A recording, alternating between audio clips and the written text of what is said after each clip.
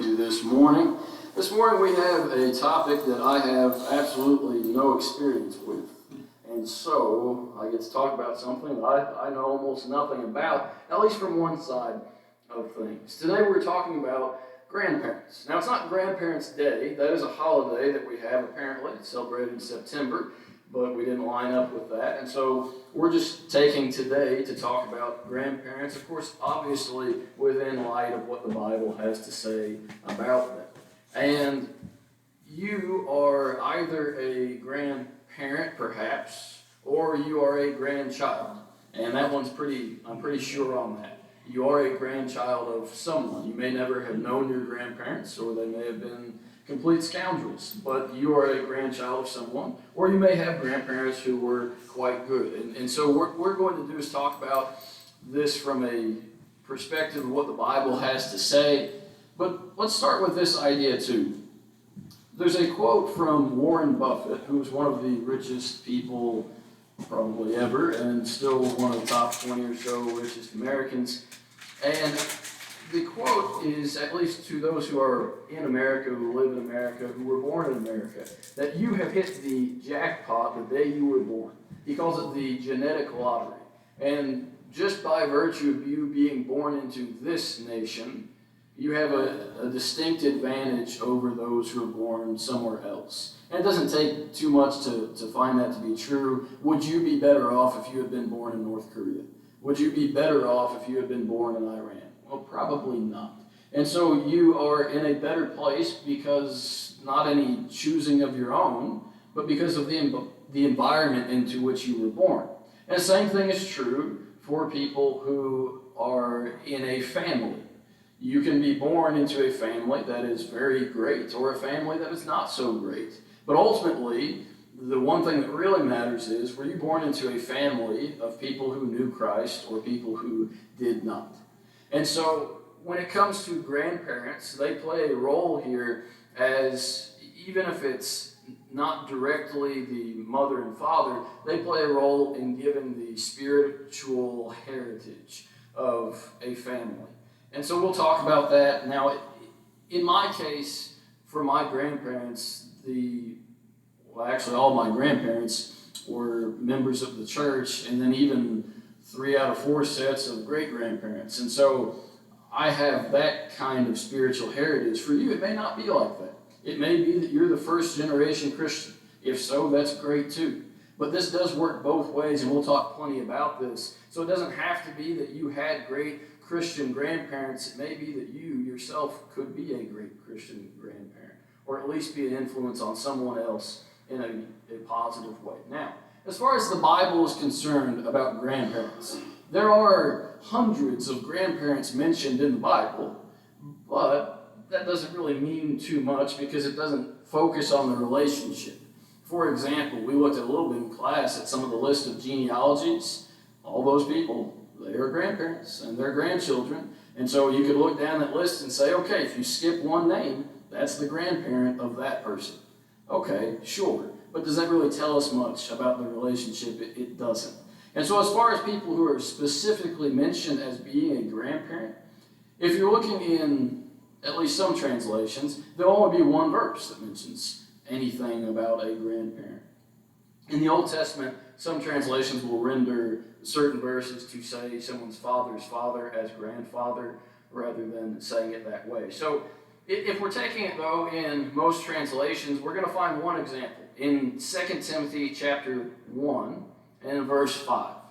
And you may not be surprised by that verse if you remember what it's about. Paul is talking about the faith that he sees in Timothy. And he says that it brings him joy. He's filled with joy at the end of verse 4.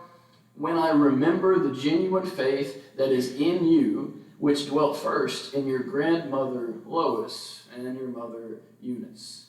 Just as a side note, I've always found that kind of funny because I would think it would be the other way. Not that I think that Lois is a particularly young-sounding name, but Eunice definitely sounds older than Lois, at least in the modern day, but obviously that's not how it was back then. But he points out that your faith, Timothy's faith, his present-day faith that he has, I suppose even in Christ, has come through his family. And so it's not original to Timothy. As great a faith as Timothy may have individually, where did it come from? Well, it came through a line of people, in this case, through his mother and then through his grandmother. Now, what does that tell us about the rest of his family? What does that tell us about Timothy's father and his grandfather? Maybe not so much faith, but at least his mother and his grandmother had an example of faith to give to him. So grandparents, like we've said, are the place from which faith can come, the spiritual heritage that we have, although it's not always that way. If your grandparents weren't in the church, that's okay. We want to make sure that this lesson applies to everyone equally. But if your grandparents weren't in the church, that's fine.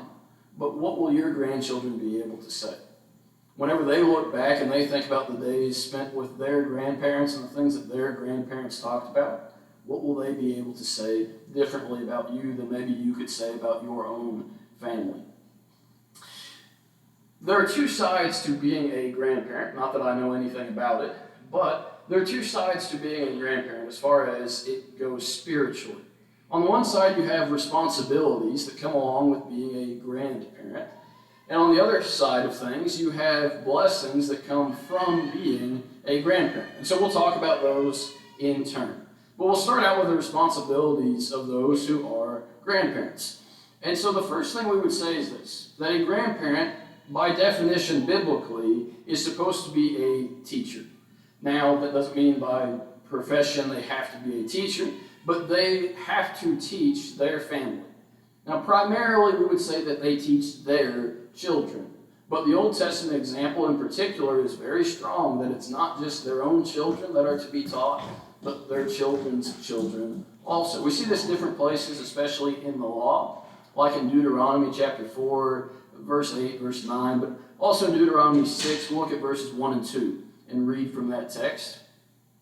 Deuteronomy 6, verse 1, we'll go back there and read. It says, "Now this is the commandment, and these are the statutes or laws and judgments which the Lord your God has commanded to teach you, that you may observe them in the land which you are crossing over to possess, that you may fear the Lord your God to keep all his statutes and his commandments which I command you, you and your son and your grandson, all the days of your life, and that your days may be prolonged."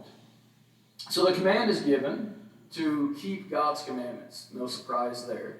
But the command is not just given to say you need to be obedient, but also that you need to teach your son to be obedient, and you need to also help teach your grandson to be obedient. Now, if we look at that in the modern day, when do you think the last time, as we'll start with this, as a nation, when do you think the last time is that obedience, especially obedience to God, was taught from one generation to the next on a large scale? I don't know what the answer to that is, but what about personally? When's the last time within your family? What was the last generation that really taught obedience to that next generation and really taught that spiritually speaking, it is important to follow the commands of God? And anytime that line gets broken, that is the end spiritually of that family. And that's why it doesn't just fall on the parents, but also on these grandparents as well. I'm sure you've heard the phrase, and we'll use it here because it's a truth that goes back to the Bible, not just a truth in modern day, that if you raise your children, you get to spoil your grandchildren. If you spoil your children, you get to raise your grandchildren. And unfortunately, we know people like that. You know people who are raising their grandchildren. And it may not be through direct fault of their own, but you know people who it is through direct fault of their own. And so, again, this is kind of a generalism, but it does hold true too often. And so the place of the teacher is necessary. Now, we could have a whole separate lesson about the boundaries between the nuclear family, between the father and the mother and the children, and then where the grandparents fit into that, because there are boundaries that are to be drawn there. But the role of teacher is supposed to be among the responsibilities of a grandparent. Along with that, and very closely related to that, is that they should be an example setter. Now, in the text that was read for us in Psalm 92, if you're still open there, I'm going to read from verse 12 again and a couple verses after. It says, "The righteous shall flourish like a palm tree, and he shall grow like a cedar in Lebanon, and those who are planted in the house of the Lord shall flourish in the courts of our God." Verse 14, "And they shall still bear fruit in old age, and they shall be fresh and flourishing." There are two things that we could pick up on here in this passage as far as grandparents to grandchildren, especially spiritually. The first thing, in verse 13, it specifies that those who are planted in the house of the Lord, they will flourish. They will do well. Okay? Who is planted in the house of the Lord? In gardening or in any kind of horticulture, silviculture, there's an idea of transplant shock, which just means that if you take something that you've already planted and you move it somewhere else, it's going to have a hard time adjusting. Well, when it comes to planting someone in the house of the Lord, what is better for that person? Would it be better off if they start out from a young age being nurtured among Christians and being taught the principles of the Bible? Or is it better if they start out in the world, being taught whatever the world wants to teach them, and then get moved into the house of the Lord? And so obviously it's going to be better if you can point to your parents and say, okay, they taught me in the ways of the Lord, and not only that, but even my grandparents helped to plant me within the house of the Lord when I could get firmly established there before the world ever got its hands on me. That is the preference. But it doesn't always happen that way. And again, that's nothing against someone who was raised outside of the church. That's not a problem. But you have the opportunity now to change the future of your family and to see them planted in the house of the Lord. Also in verse 14, it says, "They shall still bear fruit in old age." That's speaking of the righteous, those who have been planted in the house of the Lord. Certainly for grandparents, the greatest fruit that you could see in your old age, the greatest thing that could be produced, would be faithful grandchildren to God. And I'm sure that if you are a grandparent, you would agree fully with that sentiment. But there is no greater thing that could be done.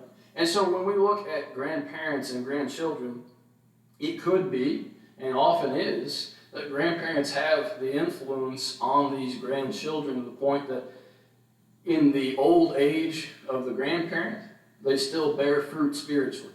As in, they still convert some people to Christ, even if, or especially if, it's their own grandchildren.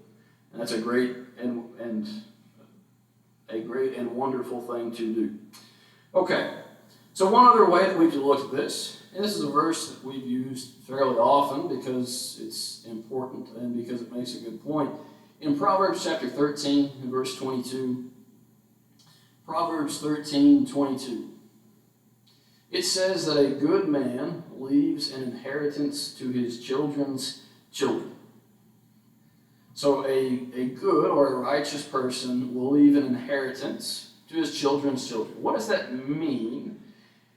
It could mean a few things. It could mean that we're talking financially. I think in the original context of Proverbs, that's probably partially the meaning. And of course, if you're talking about Solomon, was he able to leave an inheritance to his children's children financially? Yes, or at least he should have been, although it didn't work out all that well in reality. But do we mean that you have to leave them millions of dollars? Well, no, you don't have to do that. If you can, that might be okay, as long as there's also teaching of what you need to do alongside with having money. But more than that, we would say probably simply that what would a bad financial legacy be to leave?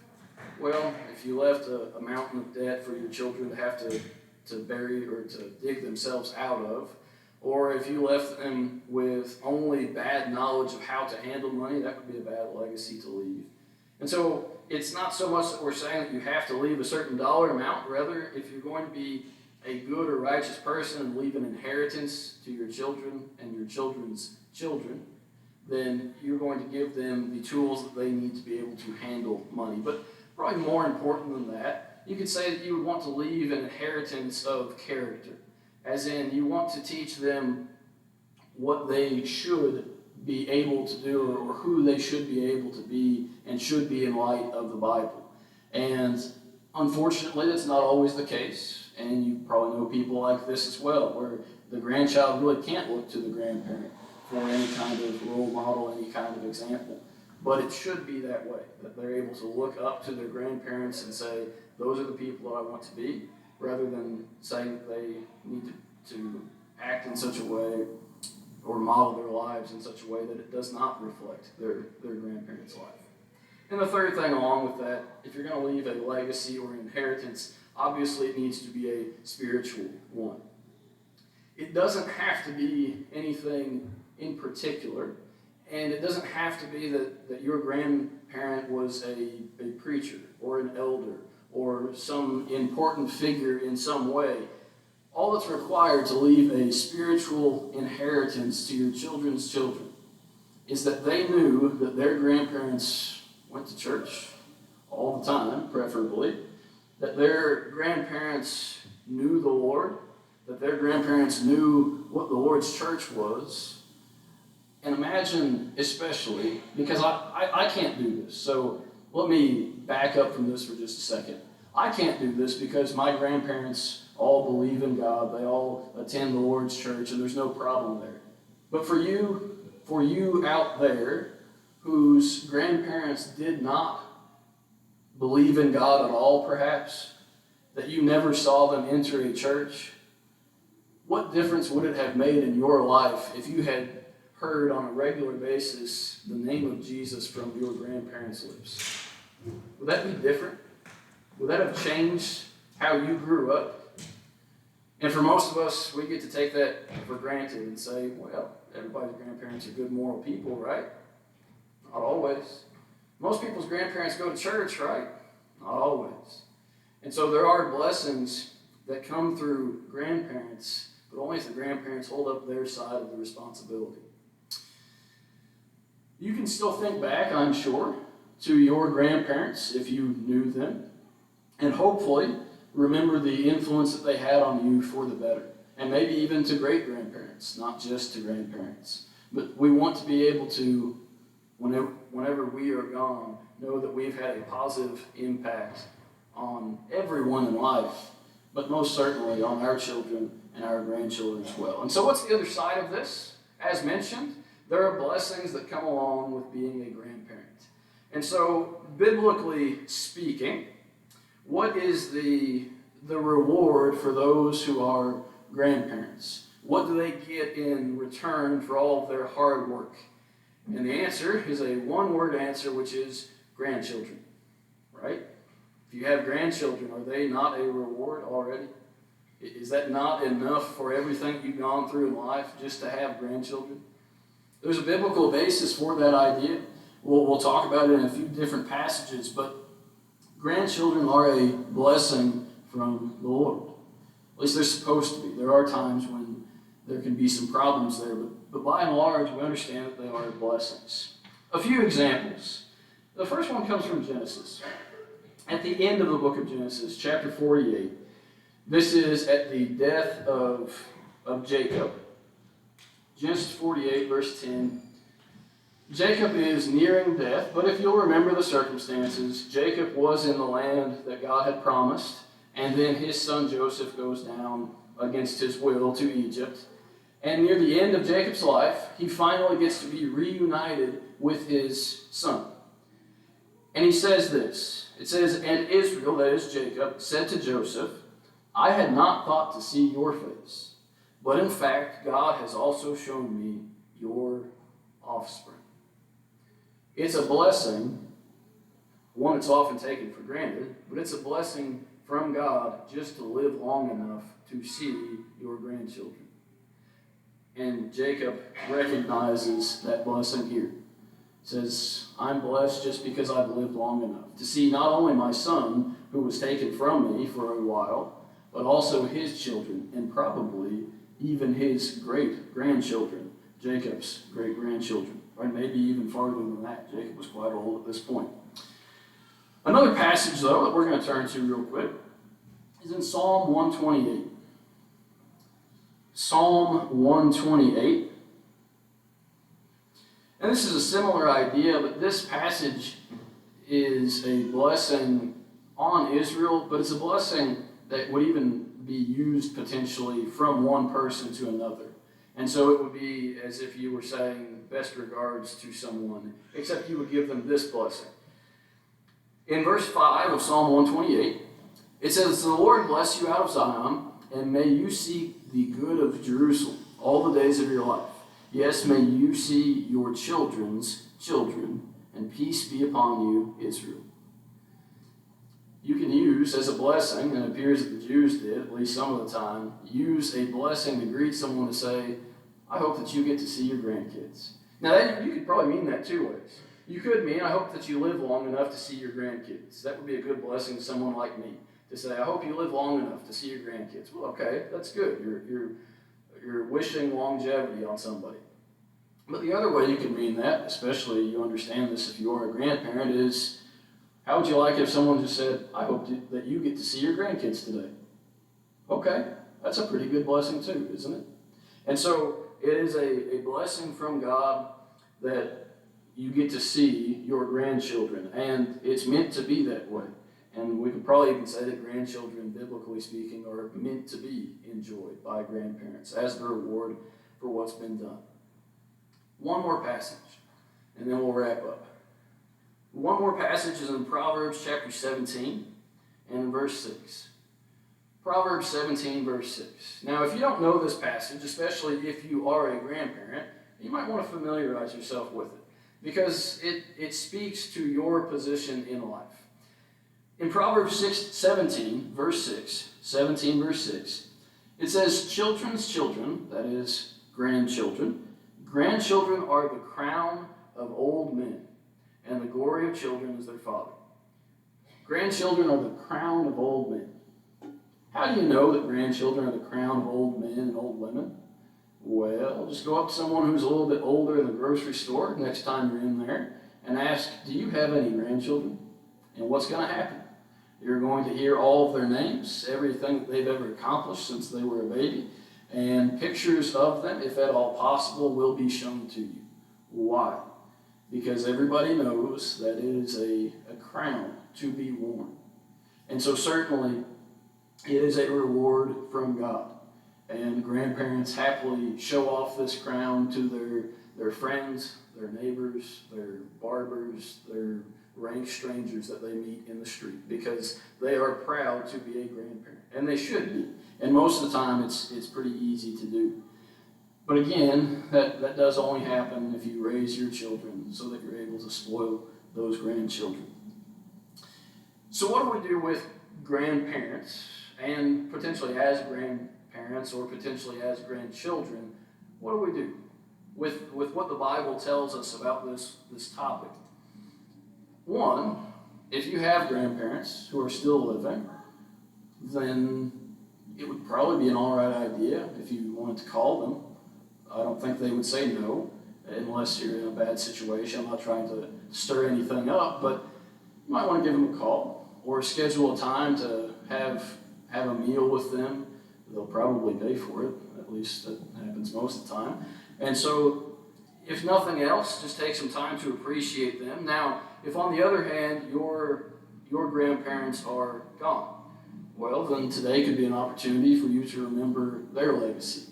Hopefully for the good, and maybe it would be an opportunity to do justice to the legacy they left, or maybe to improve upon it if that's necessary.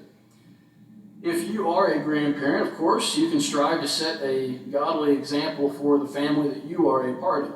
And again, it doesn't matter what your grandparents were like, you have the opportunity to set the example of what grandparents should be like, according to what God says. And the question for any of us, you could take it more generally, just what kind of legacy do you want to leave, but what kind of grandparent do you want to be known as?